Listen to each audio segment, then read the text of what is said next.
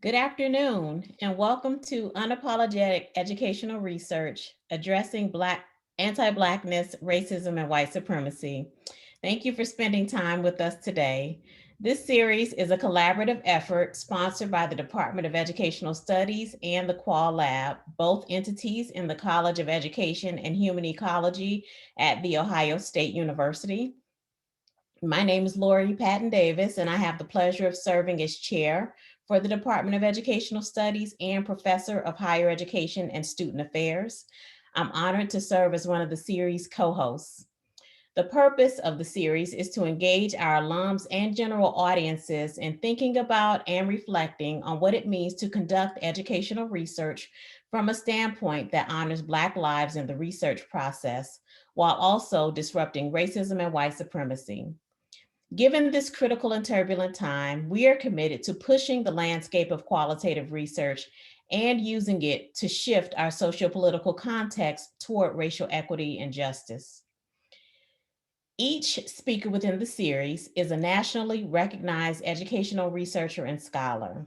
Perhaps most special is that each speaker is an alum of our college. We hope you find this series beneficial and educational. We encourage you to take notes, reflect, and consider your standpoint and role in the development and implementation of unapologetic educational research.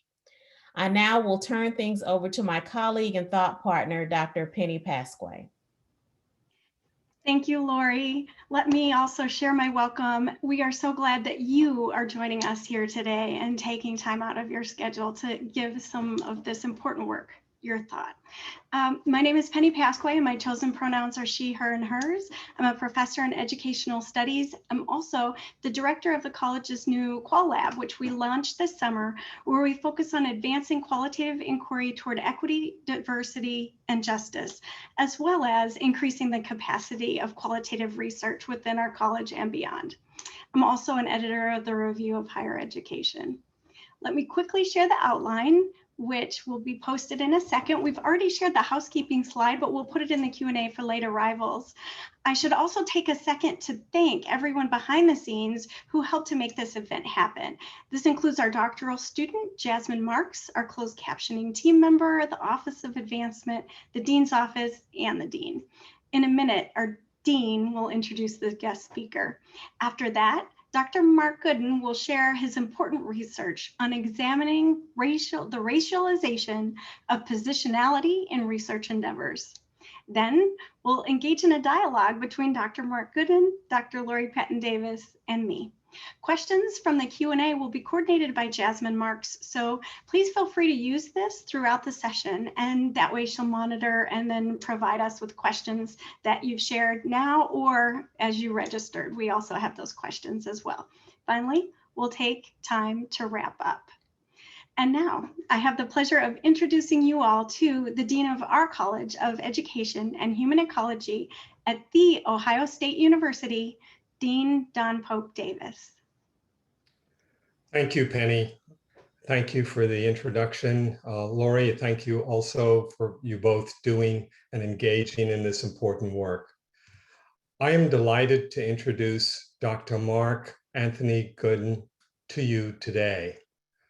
Dr. Gooden is the Christian A. Johnson Endeavor Professor in Education Leadership, as well as the Director of the Endeavor Anti-Racist and Restorative Leadership Initiative in the Department of Organizational and Leadership within Teachers College at Columbia University. Prior to his time at Columbia, he was a professor at the University of Texas at Austin, and before that, a professor at the University of Cincinnati.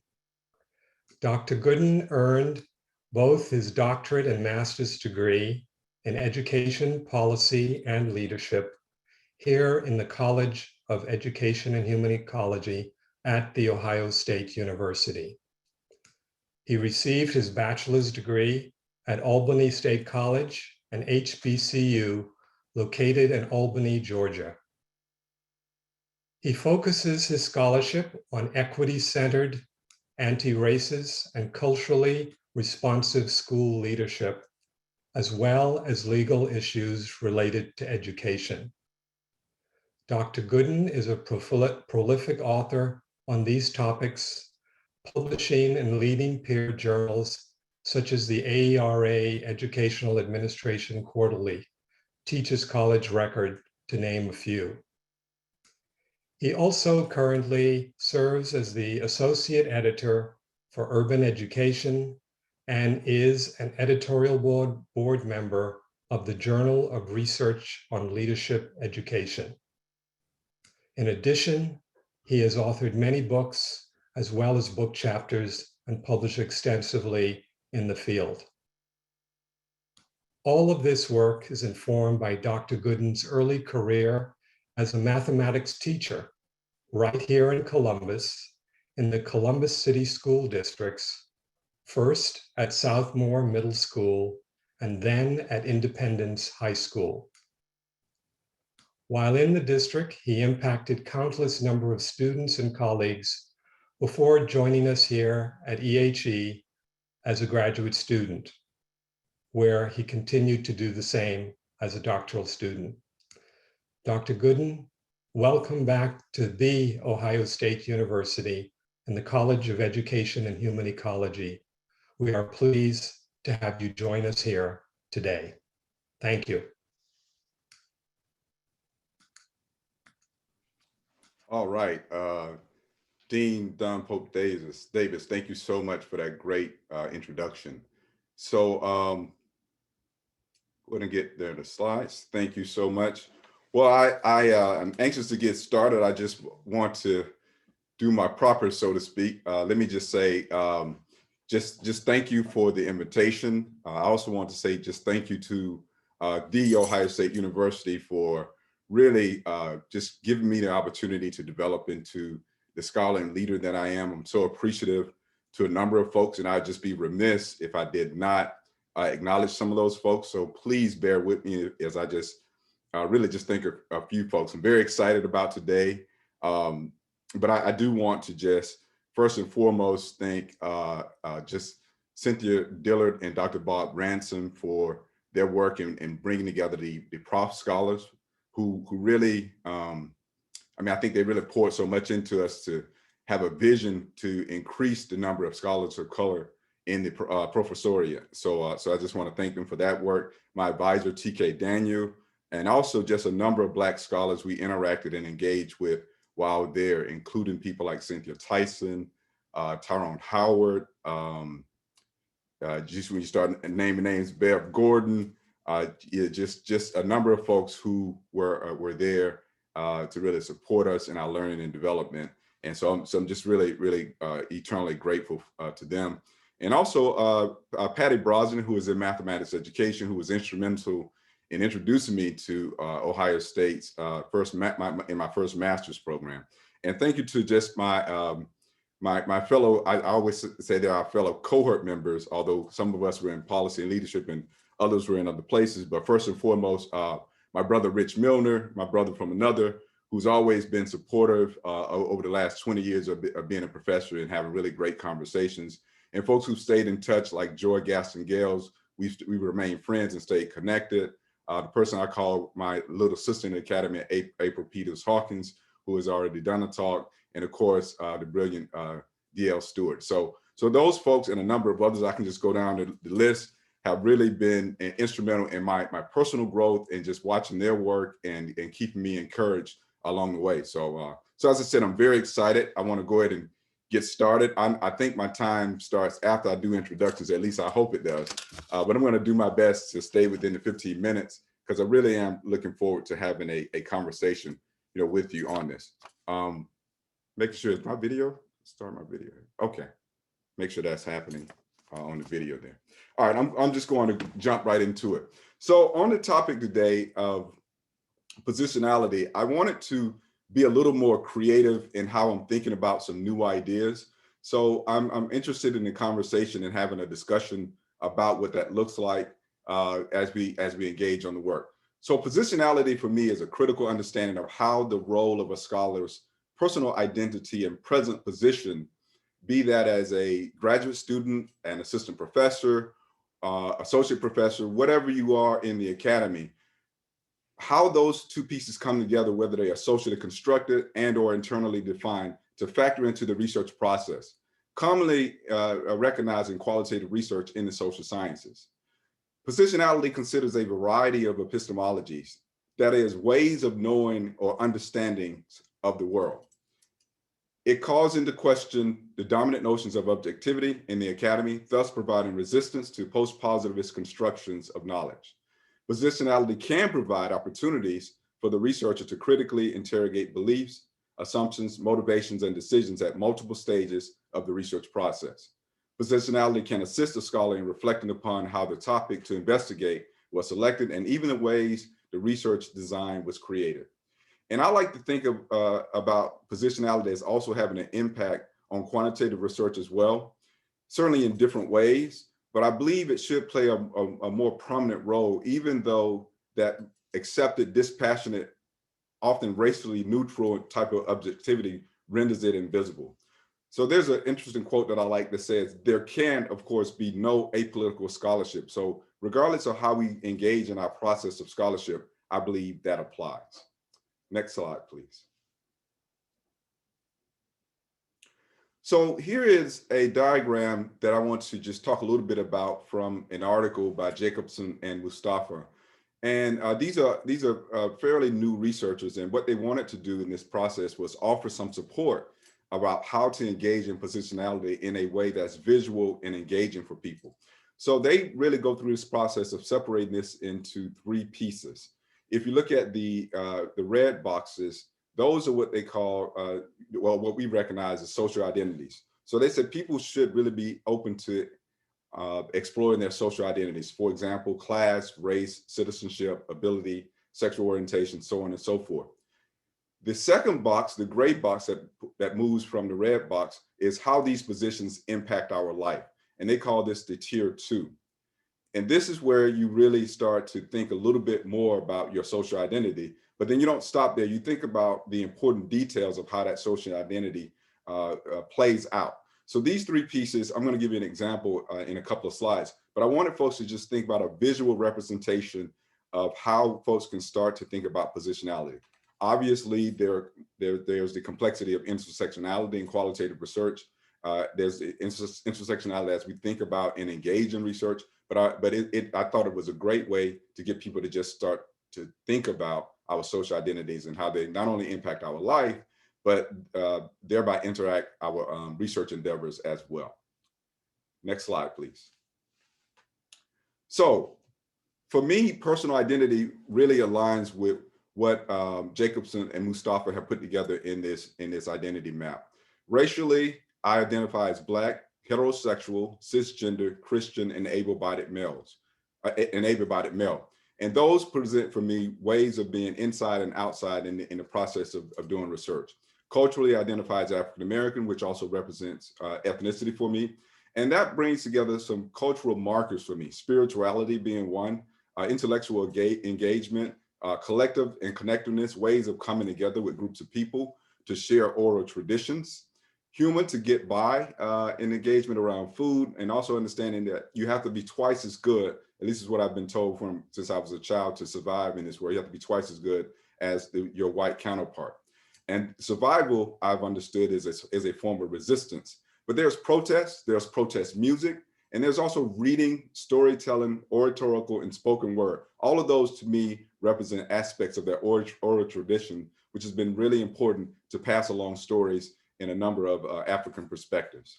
So I went to school in Albany, Georgia at integrated high school, but there's some stories there as well.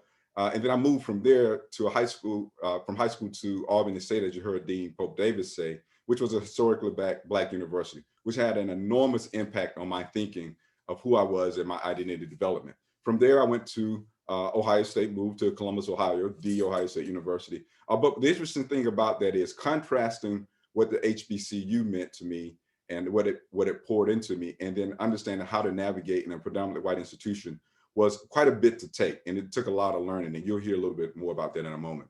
And then for me, nationality, I identify as American. And coming from the South, primacy of US citizenship is very important.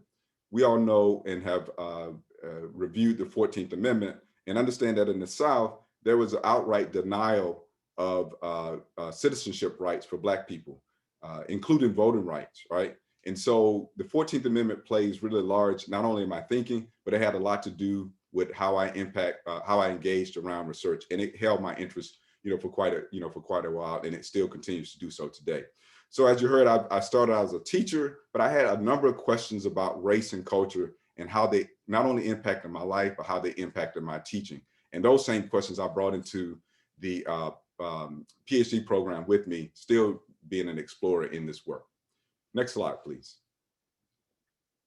So as I promised, this is an example of the first author, Jacobson, in this piece I just mentioned, where she actually writes out these 3 tiers around her social identity. And you can see she identifies as white. And then this tier 2, she talks about within the article as well, how that presents her with institutional ease and privilege.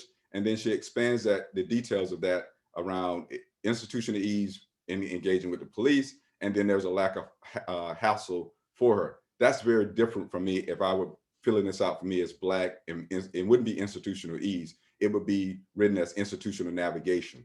There are some points though that there is institutional ease. And so I have to admit, and then what does it mean to be privileged in the academy and then not have privilege, within the academy, and privilege in the broader society?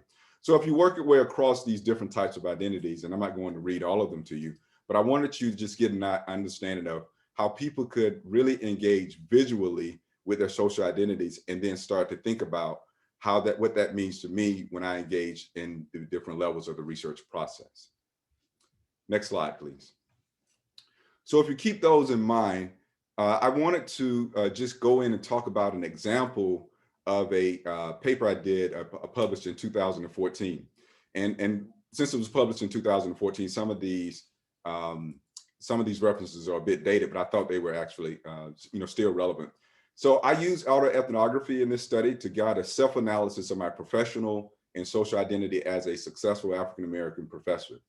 Autoethnography is appropriate as it displays multiple levels of consciousness, connecting the personal to the cultural, and you'll start to see some of these connected themes. My journey in becoming miseducated involved a mostly linear, but sometimes cyclical progression through the 5 developmental stages of nigrescence. And so this is Bill Cross's model around Black identity development. And what I do is I look at that model and then think through what an autoethnography, what I sometimes call like a racial autobiography, meant for me as I thought about how race impacted my life. So you can see the connections between the Jacobson and the Mustafa piece. So there's a distinction between the marginality imposed by oppressive structures and the marginality one chooses as a site of resistance for radical openness and possibility. And this is from Bell Hooks, of course. And what I like about this quote is it really situates for me my thinking of being in the academy is a challenge. But I think once we have understood something about being in the academy, and 20 years in, I think I know maybe 1 or 2 things. I'm still learning, of course. We have the option to really look at radical openness and possibility. How can we resist what the academy is and then change it into something that works better for people who look like me? So ultimately, at the end of the article, I conclude that there's value in continuing to interrogate my racial identity in the academy, and that it is also important to assert aspects of my social identity as a way to resist and survive, and dare I say, also thrive. Next slide, please.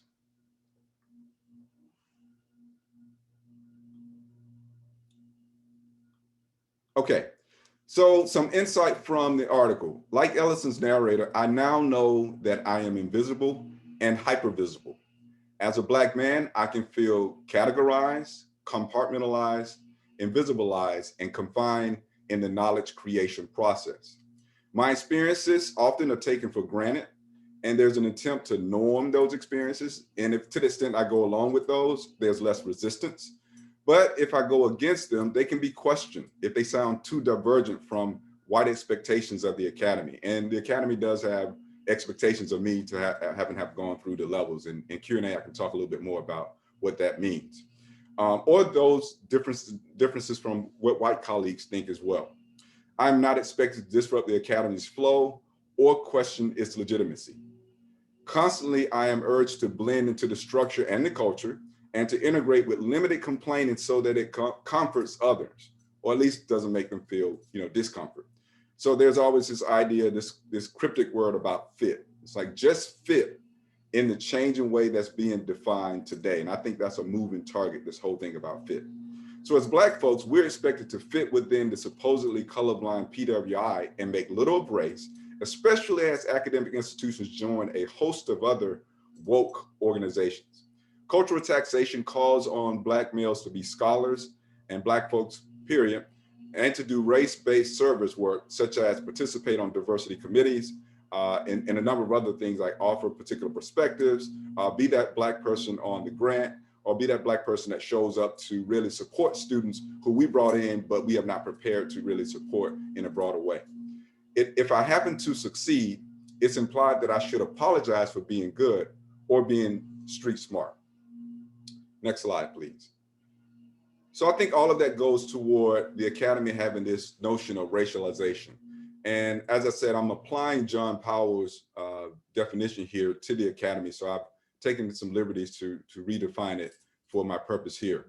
I define racialization as a set of beliefs, mental constructions, practices, and cultural norms that support current institutional arrangements that both reflect and help to create knowledge by maintaining race-based exclusions in research. So we can also say conclusions, but definitely it's race-based exclusions in research.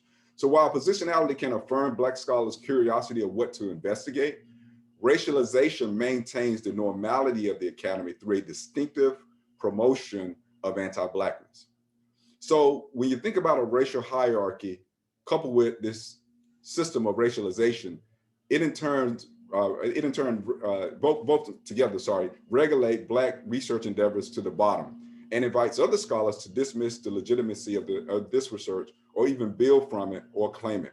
And one of the questions that came ahead of time asked, did I think other folks could be, scholars of color could get caught up in this? At least that's my reinterpretation of the question. And in a racial hierarchy where there's anti-Blackness, the answer to that is yes.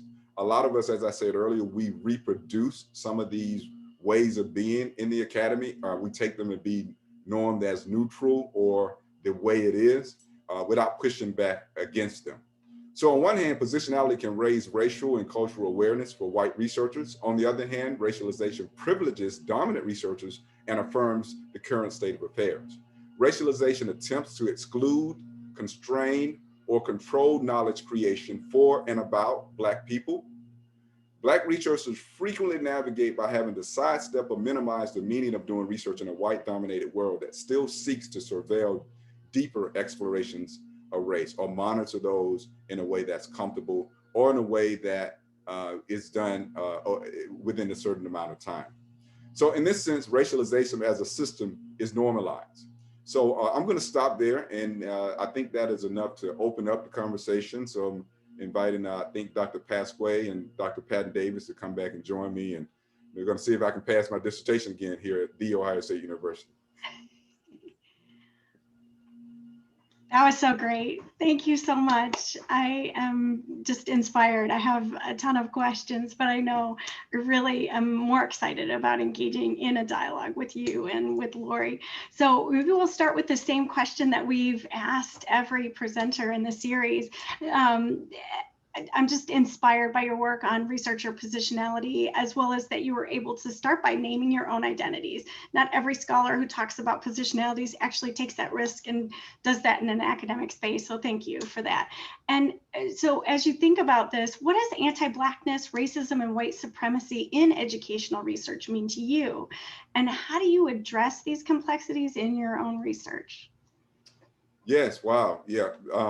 So very good question. Thank you for that, Dr. Pasquay. So, so for me, all of these pieces come together within this system we have in America. I'm a big fan of legal research and legal history, and how we have a system that's been constructed around. I just go back to this racial hierarchy, right? And we don't put the names and the terms to it. Behind me, I have Isabel Wilkerson's caste system. I love the way she beautifully writes about this idea of a caste system. And in my mind, that comes out as a racial hierarchy. And so I sometimes in my presentations, I use this really outdated, I say outdated, right? Pyramid that I got off the web that has literally at the bottom, like Black folks as chattel. And then it has at the top, white people as property owners. And then it has in the middle, like some really rough descriptions of other people of color.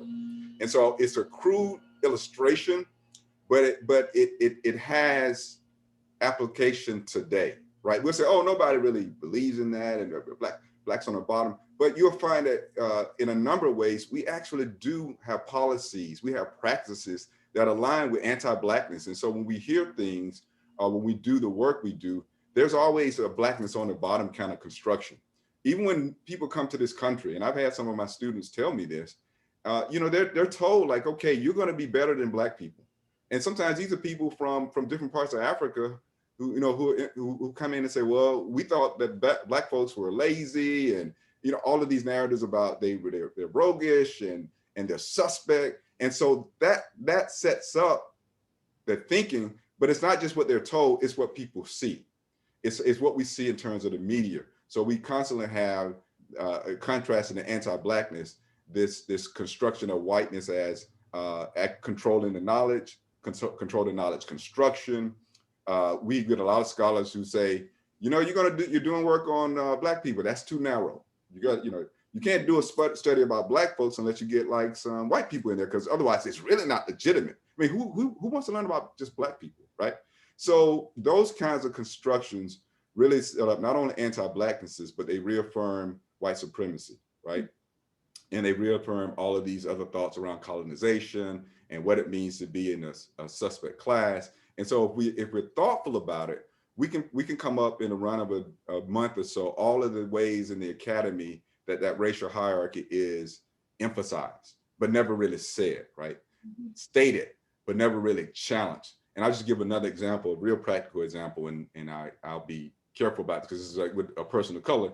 But I once made the argument that the GRE test was problematic for Black people. And, you know, I went through the whole research, but people talk about it being correlated with the mother's education. And it really nobody really admitted it showed a lot about what the students would be able to do once they got to graduate school. Everybody was in agreement about that. And so I was sort of the one bringing it up and saying it.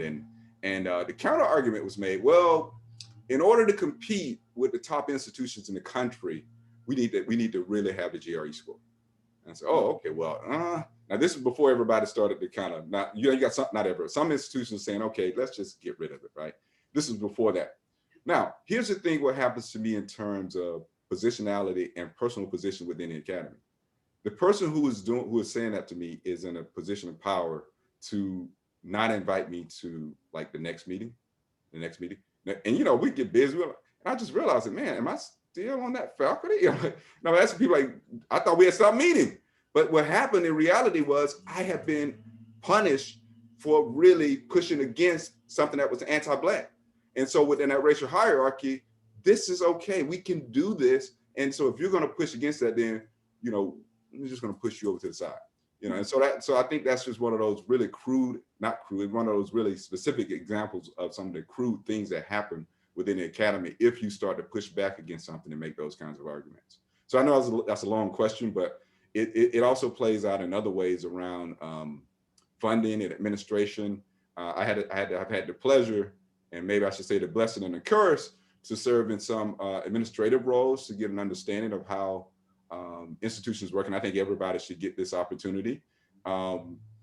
Just even if you're talking about a program chair or a program director, because it brings up another way in which the academy ties resources or lack of access to resources to the same hierarchy. Mm-hmm. Mm-hmm. So I want to hop in here because I think it ties in closely to what you said. So one of the things I picked up as I listened was, you know, on one hand, there's, you know, positionality, but there's also the act of being positioned, or what you know, call racialization. And I think, as I listen, you've offered a lot of examples for, how this racialization happens, why it's so hard to, one, position yourselves in, a system that already has decided to name you in particular ways. But aside from naming the particular strategies for how Black people get positioned, what would you say are some of the ways, or what recommendations would you give for acts of resistance, right? So I think you listed one, and just, trying to be in these particular spaces and raising your voice. And of course, there are repercussions, but what are some other acts of resistance? And in particular, what are acts of resistance as scholars are engaging in qualitative research? Oh, okay. Well, Dr. Patton Davis, first let me just say, great question, great set of questions. So let's start with acts of resistance. I will be very clear, and I've had the pleasure to mentor just a really wonderful group of scholars, up and coming scholars over the years, and many of them are doing, most of them are doing extremely well. And I think they've taught me some things. So mentoring, that's a kind of shaky word. Mentor them as they mentor me, as I like to say. But one of the things I say first and foremost, if you are a Black person in the academy, I put in there survivors of former resistance. If you have committed to getting your PhD and your EDD, and you're going in and you want to do this thing, you need to make sure that you're doing things and make sure that you're going to be there. You're going to, certainly work to support scholars who are up and coming, but you're also going to support yourself in the academy and understand what the rules are. You're going to get a mentor or a set of mentors, because we need you to be there. There are a number of spaces I've gone in, and there needs to be more Black scholars there. And so I remember the things from Dr. Dillard and Dr. Bob just helping us understand, like, what does it take to survive in the academy and be present? And then we start talking about strategies. So what does that mean? So understand what those requirements are for Black scholars, and make sure, like one of my mentors told me, if they tell you 2 to 3, you're probably going to be aiming for that 2 to 3 plus maybe one more. You have to be careful around the service component.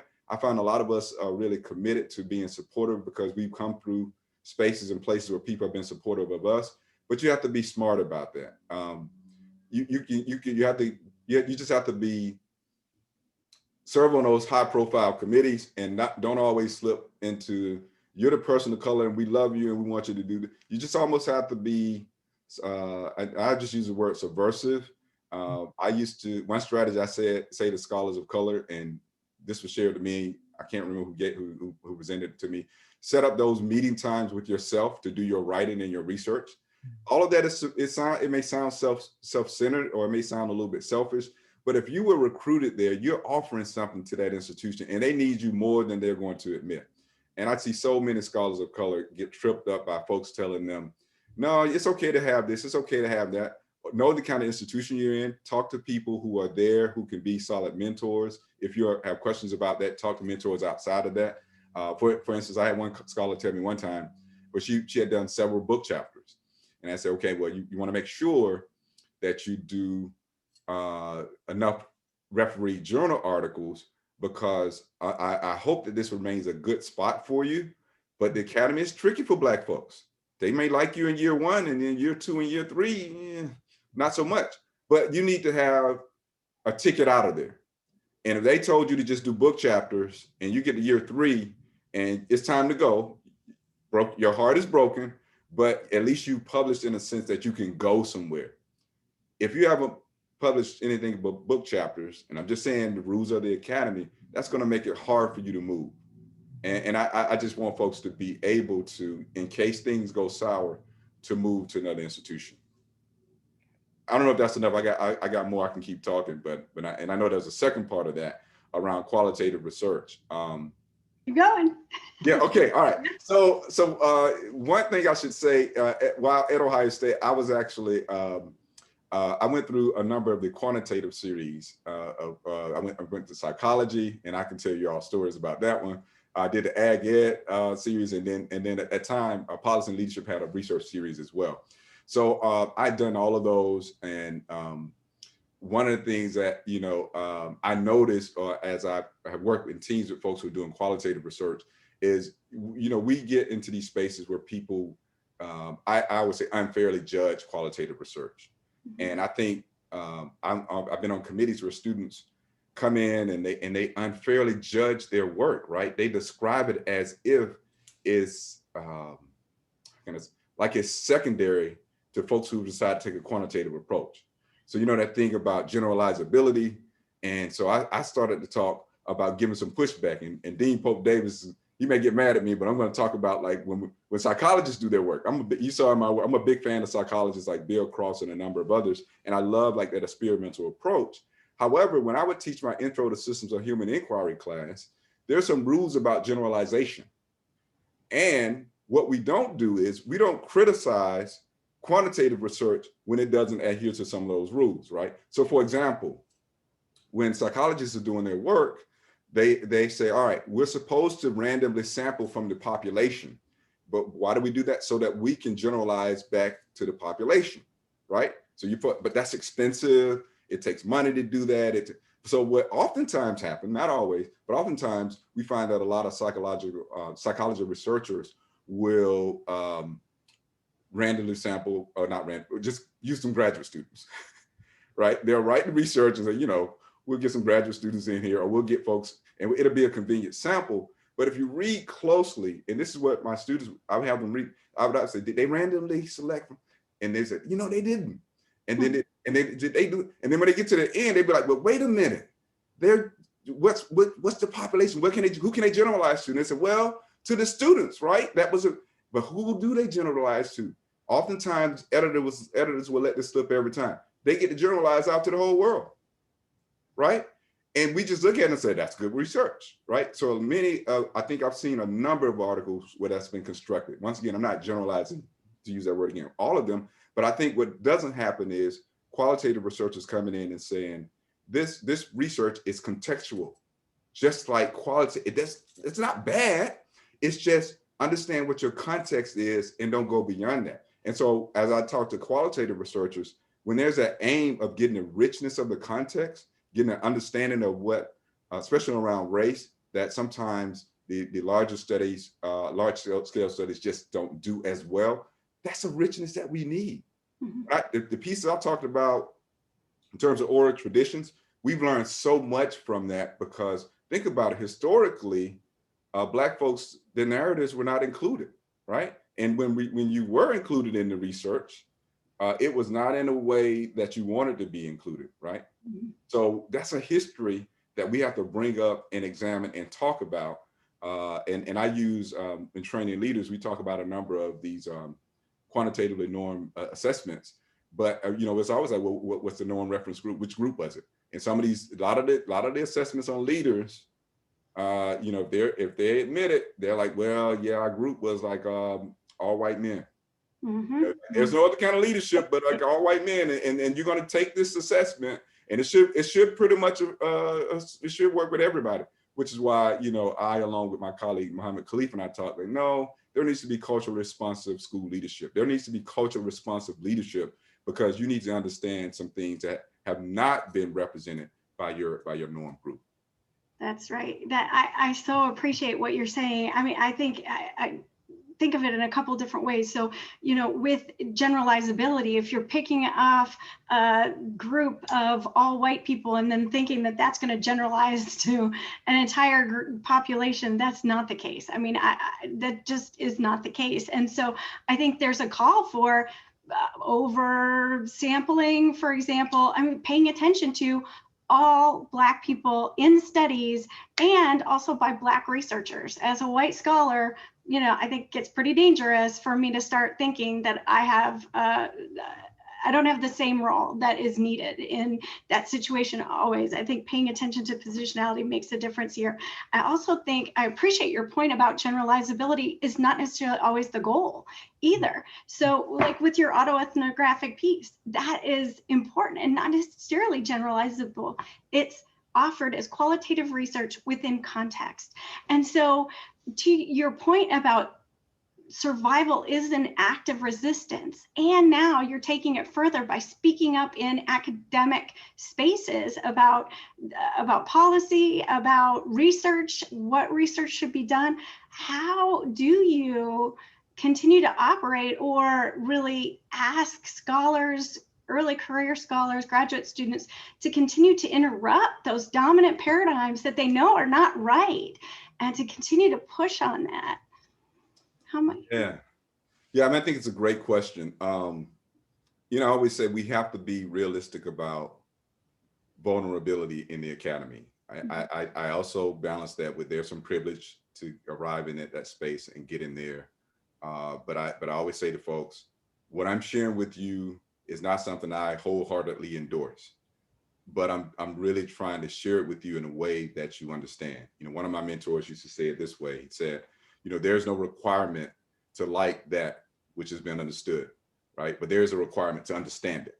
So I just want you to understand that this is how it works. I mean, let's look at the kind of institution you're going to. Let's look at where you're going. So if you have that understanding, I mean, you know how to defend yourself. You know how to protect yourself, and you know you can better navigate and move into that space. And wait, I feel like there was a second part of your question, Dr. Pasquay. It went out of my head. No, that works. I mean, just advice for scholars, early career scholars, or yes. Oh, yeah. And one other point, the idea about protecting yourself. You know, I think that there's a mentoring piece. I think that there's the understanding of what's there, and I also think that taking care of yourself, your health. You know, we're seeing a number of younger folks carrying an enormous amount of stress, and this plays out, I believe, for Black scholars in particular ways. And Rich Miller and I talk about this, you know, from time to time. When you're in the academy, even though that's why this piece was, when you talked about this, right? It's not like it's an N of one, and so people are like, there's no way. But in terms of my own personal well-being and my understanding of why is it that at the time I wrote that I'm an associate professor, I go in and I can do my work, and I can't remember, I think I was a program director at the time, and I do all of these things that the academy tells I'm supposed to do. But at the end of the day, there's just some person who says that one thing, and I'm just like messed up the whole. I'm like, what the heck? What just happened? Because it's not that one thing. The one thing is I'm not going to use the word trigger, but it's that one thing, that straw that broke the camel's back, because all day long you've been getting this other, well, probably longer than that. So are you really supposed to be here? Are you like, why are you? And so if you are really working through that, that's why certain things hit you. You say, well, I thought I had been promoted. I thought I was making it, but you sort of have to step back and reevaluate. And so it's been helpful for me to talk to folks like mentors, like Linda Tillman, just helping me understand, another Ohio State graduate.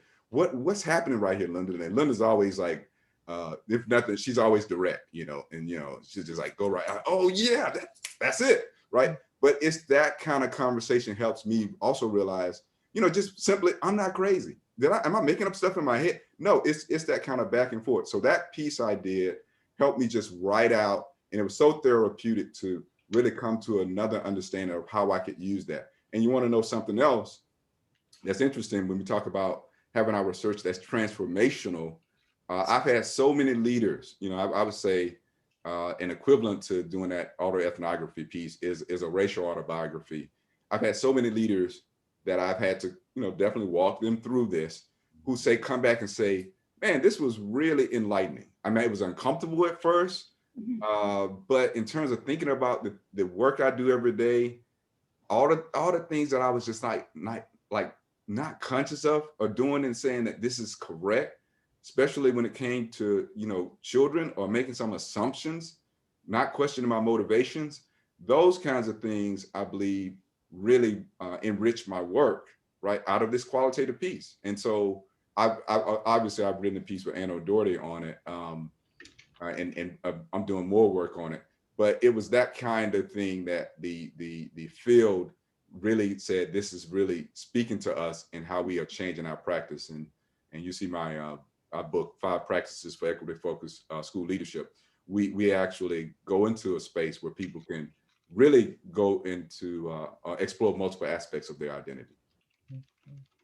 Thank you. I think that you didn't use the language as you were explaining, but I think you really tapped into this idea of cultural taxation and, you know, how tiring it can be in terms of not just navigating one's research, but also navigating the academy.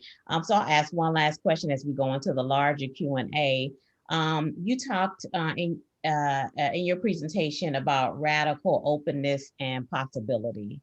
And I wanted to know if you could share, you know, there's a lot of, I guess, language right now around futures and futurity, but what would you say is one future that we might anticipate, whether it's in the academy or a possible future as we think about qualitative research, given some of the things that you've shared today?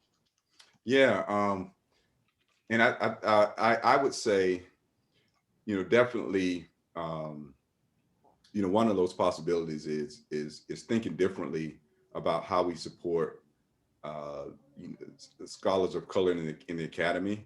Mm-hmm. And this would be, I think, radical for some people because folks start to get into what's not equal and, you know, who gets access to what. And I just believe that we don't take account for the how people are situated differently in the academy in terms of scholars of color. Even if they come in and they're required to do just the basic, you know, publish or perish, it's not the basic publish or perish. Mm-hmm. When I start talking about, you know, I love what Claude Steele talks about, this cognitive load, right? Those additional things that you got to work through every day, the John Henryism, the imposter syndrome, and like my colleague, y'all know Rich Reddick writes about this cultural taxation piece, and I usually try to cite him and Padilla in that idea of these things that add up. I would like to see the institution move away from this racialization and think about how we really support those folks. And we usually say, we're going to support them, we're going to give them a mentor, and we're going to, but like, how do they really need to be supported? Have you asked them? Have you checked in with them? And more often than not, it's like, we want to tell you how we know how to, well, if you tell me how I need to support it, it's from your perspective. You know, I had a doc student say this, I don't know, I'm not big on, I'm on Twitter, but I'm kind of not on Twitter. Mm-hmm. But I had a doc student, and I so appreciated the honesty of his comment. But he said something like, "Man, as a Black man, you know, these institutions are talking about they're being woke, and they keep bringing in these experts, and they'll probably like me or somebody to come in and talk." He said, "But I'll tell you what I need." He said, "I need somebody to help me relieve some of this debt. I got like thousands of dollars. I'm going to school." And as a Black person, I came from a particular kind of community, and I'm positioned a certain kind of way. Everybody's like, "It's so great that you got in. Yeah, you made it." But then I'm saddled with debt. Not to mention, once again, John Powell talks about people being situated differently coming from particular communities. Now, I'm not generalizing that all Black folks come from economically depressed. I'm not saying that, but we know that there's a larger percentage of our students who have familiar obligations and support for folks they need to take care of family members, but we pretend like we don't. I mean, I remember when I first came to Ohio State, I was on fellowship and I was getting like a big salary of like $930 a month. You know, I was doing it big, right? But because I really just having an obligation and a thought of like supporting my family, $100 of that each month was sent back home to mom. I was just like, I know she's trying to work and take care of my I know she needs, and so I just ate a little bit less. I mean, it's amazing what you can live off of when you just start living off it. And I can't believe at the time Ohio State actually taxed it. It was a little bit of tax, but I was like, man, it's not that much. But it was a little tax on that stipend, or a bigger tax was, how can I give back? And so if somebody had really recognized that, or we recognize where students are and what they really need, then we would be developing a newer future. But we got to be bold about that, because we can't get afraid and say, oh, somebody's gonna say that's unfair. And I could go on and on. But I just say, if we want to really build a better future and be serious about recruiting and retaining scholars of color, that's a double-edged sword. We recruit all these great scholars, and then we get them in here, and then we just like go off to the office and publish. No, You spent money and time, faculty hours bringing those people in. You mean to tell me you're not going to make sure they make it? That's an institutional loss. We don't frame it right. We say, oh, you didn't get tenure. You know, your loss. No, that's that person's loss and the institution's loss, right? I would say more so the institution has shown that it's not doing what it's supposed to support folks of color and be serious about the real things that they're dealing with. And what causes that? I can say this conversation about racialization. Oh, we have, you know, traditional cultural norms. We've been using these for 100 years. And they didn't work for us then, and they're definitely still not working for us now. Mm-hmm. I know Jasmine has thoughts about this exact topic. We talked about it, but I know you've got to share the important questions that our colleagues have offered. So Jasmine, I'll turn it to you. Wonderful. Thank you so much. I could listen to you all talk all day long, but some of our attendees have some really pressing questions that they love to ask. So we have one here from Ashley. The question is, with the normalization of racism and hegemonic standards for scholarship and the gatekeeping of what gets accepted to publish, how do you suggest remaining true to our positionality and uplifting the importance of our experiences and identities when submitting for publication? Ooh, beautiful question, Ashley. I would say we're sometimes deceived about some ways that the academy truly works. I would say that you know, young scholars up and coming, like, make sure that you know which journals are going to be friendly to your work. But in addition to that, make sure you know some journal editors. You know, I'm an associate editor with Rich Milner on urban education, and we really do what we can to try to support up and coming scholars and support work that otherwise wouldn't get in, you know, particular venues or wouldn't get considered. And we want to always say to young scholars, you know, definitely do your best to make sure your work is good, but also understand that you want to be in relationship with people and have conversations with folks. And you want some of those people in your circle to be journal editors or people who've been journal editors, and they can share a lot of wisdom in a matter of like 15 minutes or so, things that you didn't even think about, especially if you have this type of work. Now, we're recognizing that kind of a broader and more of an openness to that, but it is very tricky. It is very tricky, but definitely know who some of those editors are, and have people who can look at your work before you submit it. That just saves you time. You have a limited amount of time. Those 5 or 6 years, they go by so quickly. So you have to be really smart in how you organize your work and how you organize your community to support you.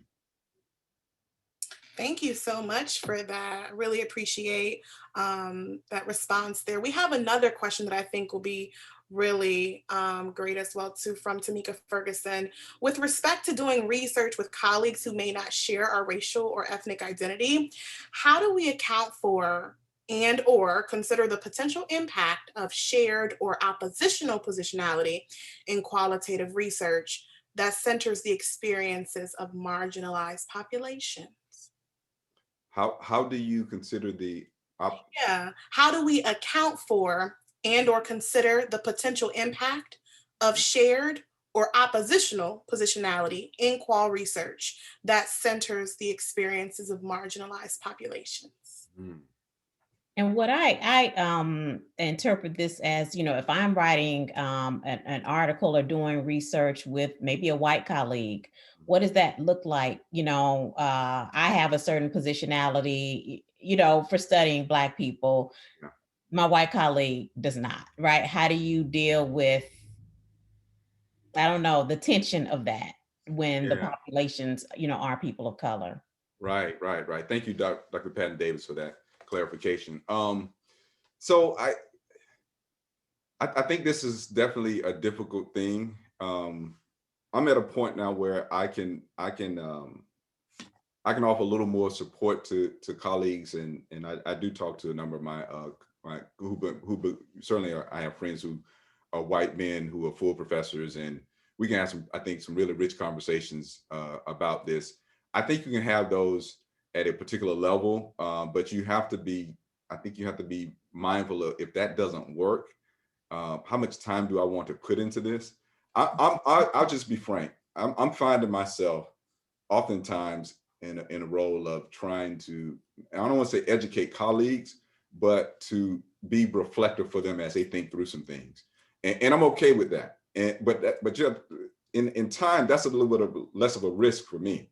I mean, I don't have to publish. I mean, I certainly want to do more writing and research, and I'm committed to that. But that takes time. It takes time to engage with your colleagues.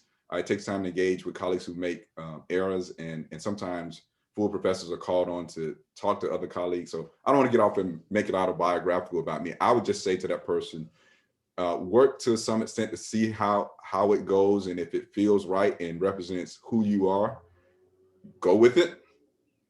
If it's not working, you know, you can always gently and politely say, you know, this one's not working for me. Because there are a number of great colleagues, I'm sure, who would work well with you.